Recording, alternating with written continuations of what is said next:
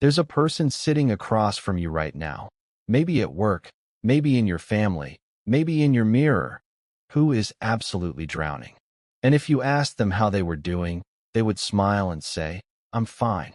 Not because they're lying to you, but because somewhere deep in their nervous system, asking for help feels more dangerous than suffering alone. My name is Philex, and I spend a lot of time thinking about why people feel, react, and protect themselves in ways they don't fully understand.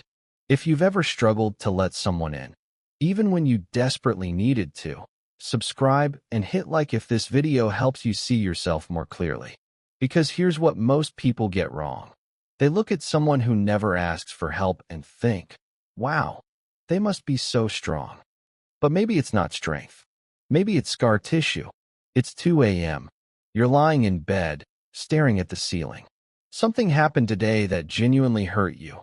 Maybe your boss dismissed your idea in front of everyone. Maybe a friend canceled plans again. Maybe you've been running on empty for 3 weeks and nobody has noticed. Your phone is right there. You have people who love you, people who would pick up, but you don't call. Instead, you lie there, turning the problem over in your mind like a puzzle you refuse to hand to anyone else. You tell yourself it's not a big deal.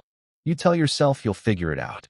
And slowly, the silence becomes so familiar it almost feels like peace. That moment, that specific 2 a.m. moment, is what this entire video is about. Here's the thing most people never consider. Not asking for help is not a personality trait. It's not stubbornness. It's not pride.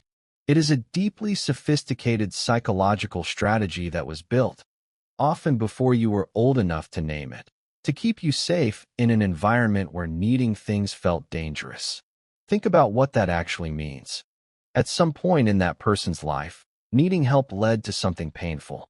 Maybe they asked and were rejected. Maybe they asked and were mocked. Maybe they grew up in a home where emotions were inconvenient, where being capable was the only way to earn love. Maybe they watched a parent collapse under the weight of life and decided, silently, without words, that they would never be that. They would never be a burden. So they became self-sufficient. Spectacularly, exhaustingly self-sufficient. And then, and this is the part that makes it so hard to undo, the world rewarded them for it. Teachers praised their maturity. Friends called them the reliable one. Partners said they were so easy to be with. The message got reinforced, over and over. Your independence is your value. Your needs are your problem. The armor stopped being something they wore. It fused to their skin. And after a while, they forgot it was armor at all. Now, you might be thinking, isn't being self-reliant actually good? Isn't that just being a functional adult? Yes. And also, there's a line. The difference between healthy independence and what psychologists call compulsive self-reliance isn't about how capable you are. It's about whether you have a choice. A person with healthy independence can ask for help. They just don't always need to. A person with compulsive self-reliance feels a physiological wave of shame at the very idea of asking, a tightening in the chest, a voice that says you're being weak, you're being needy, you're too much. That voice is not wisdom. That's an old wound running your life in real time. And here's what makes it almost impossible to catch. It doesn't announce itself as fear. It announces itself as competence. Let me show you what this actually looks like in a real life. Maya will remember everyone's birthday, everyone's deadline, everyone's quiet pain. She's the friend who shows up at 3 a.m. when your relationship falls apart. The coworker who absorbs extra work without a word. The daughter who holds the family together while somehow holding herself together too. But when Maya is falling apart, she opens her phone, types out a message asking for help, and then deletes it before sending. Every time.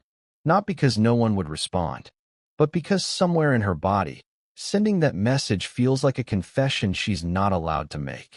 Like admitting she can't handle it would unravel the only version of herself people have ever needed. Maya is not strong. Maya is performing strength so consistently she's forgotten what it cost her to learn the role. Here's the deeper mechanism, and this is where it gets really interesting. Many people who never ask for help grew up in unpredictable environments. A parent who was emotionally unavailable, a home where love was conditional, an atmosphere where conflict could erupt without warning. The child's nervous system responds to this by doing something remarkable.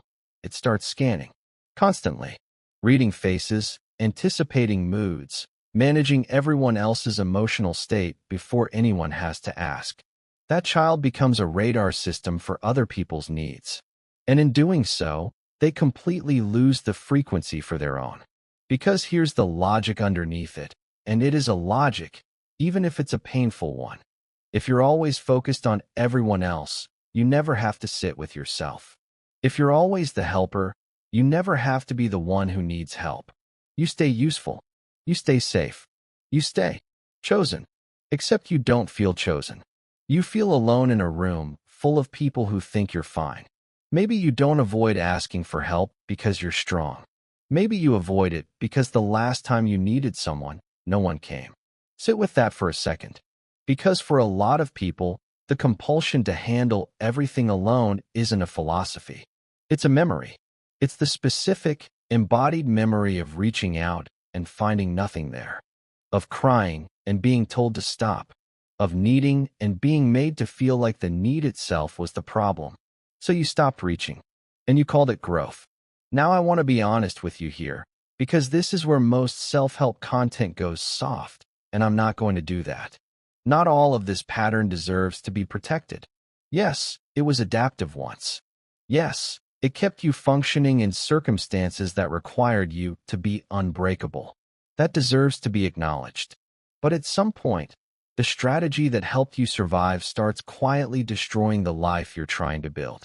It costs you real intimacy. Because closeness requires mutual vulnerability, and you can be deeply loved by someone and still feel profoundly alone if you never let them carry anything with you. You end up surrounded by people who admire you from a distance they cannot close, because you will not let them in. It costs you the chance to find out whether people actually can show up for you, which might be the most painful cost of all, because somewhere inside, you've already decided they can't. And you have never, not once, actually tested that belief. Here's the insight I want you to really sit with. This pattern doesn't just protect you. It perpetuates the very loneliness you're protecting yourself from. You don't ask, so people don't know you need anything. So they don't offer. So you conclude, see, I really can only rely on myself. The belief generates the evidence. The isolation confirms itself. And you walk through life carrying things alone, genuinely convinced that this is simply how the world works. But what if it's not how the world works? What if it's a story a younger version of you wrote to survive a specific season, and you've never once stopped to ask whether that season is actually over? So what do you do with all of this?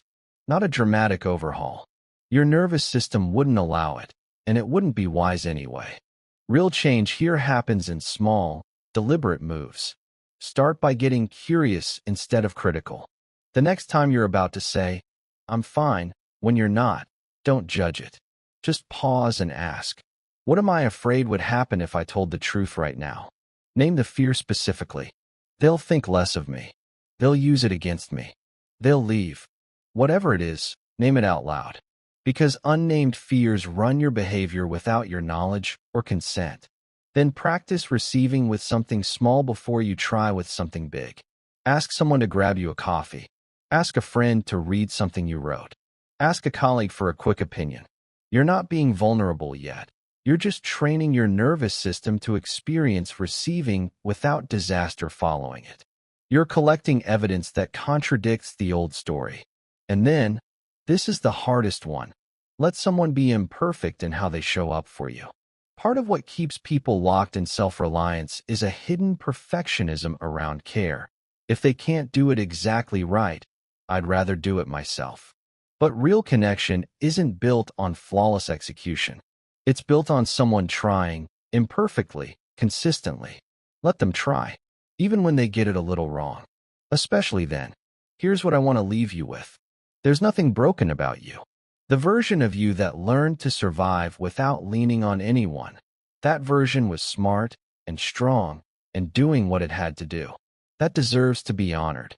But here's the quiet truth that lives underneath all of it. Somewhere inside the person who always handles everything alone, there is often a much younger version of themselves who simply wanted someone to say, "I've got you. You don't have to carry this by yourself." You can start being that person for yourself. And slowly, carefully, you can begin letting others be that for you too. Not because you're weak, but because you're finally safe enough to find out what it actually feels like to be held. That's not the loss of who you are. That's who you were always trying to get back to. If something in this video landed for you, drop it in the comments. Tell me, what do you do instead of asking for help? And if you want to keep going deeper into why people feel and behave the way they do, subscribe so you don't miss what's coming next. I'll see you there.